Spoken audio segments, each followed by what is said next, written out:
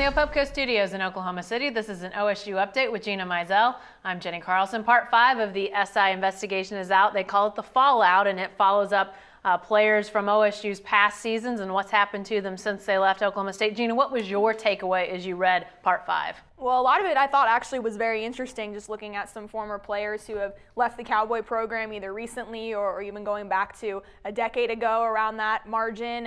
And a guy like Artrell Woods is featured heavily in this story, and he obviously went through a pretty traumatic back injury, came back from the Cowboys, but then decided to leave the program and kind of caught up with him. And he's a guy that has admittedly still made some bad choices in his life and is struggling financially and just with his life. But again, looks at guys like Herschel Sims, who is a more recent guy that was kicked off the team a couple of years ago, and Kevin White's another one that's highlighted. So again, it's an interesting case study on these guys after they left college, but connecting it to that it's OSU's fault is kind of what Sports Illustrated was at least trying to allude to. Well, and I guess that begs the question, what's the feeling on Oklahoma State's responsibility once these guys are gone? Because as we know, some of these guys left under their own decisions. Artrell Woods decides to transfer to UCO to continue his football career. Other guys got kicked off the team because of team violations, drug use, grades, that sort of thing. So they got kicked out for reasons that were under their own control, and they chose to go against him.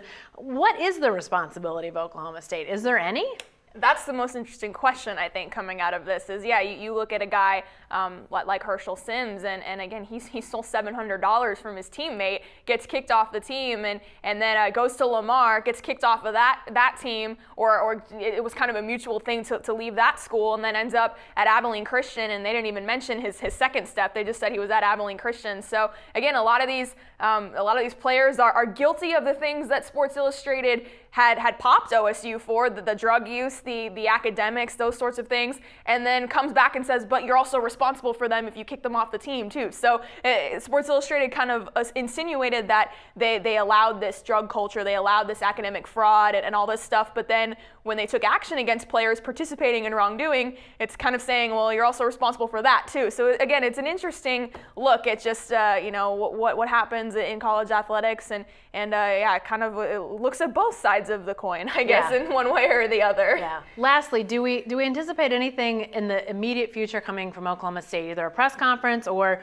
they said they were going to bring in an outside investigator? The NCAA has been notified. What's sort of the next part of this in terms of Oklahoma State? I think Oklahoma State's still kind of trying to figure that out. We've talked to people up there, and it sounds like a press conference, at least at this time on Monday afternoon, has not been set yet. But like you said, an investigator from the NCAA is already going to be coming in, is going to do their own independent look at this program. And again, I think we will see some changes with this program. I think especially stuff like the drug policy and who's in charge of counseling in that area. Again, maybe you look at some academic stuff. Maybe you just have to give a reminder to boosters, hey, you can't be doing anything wrong here. And again, it's a good opportunity for Oklahoma State to evaluate its program. But as far as the immediate future, that's kind of up in the air right now. All right. Thanks, Gina.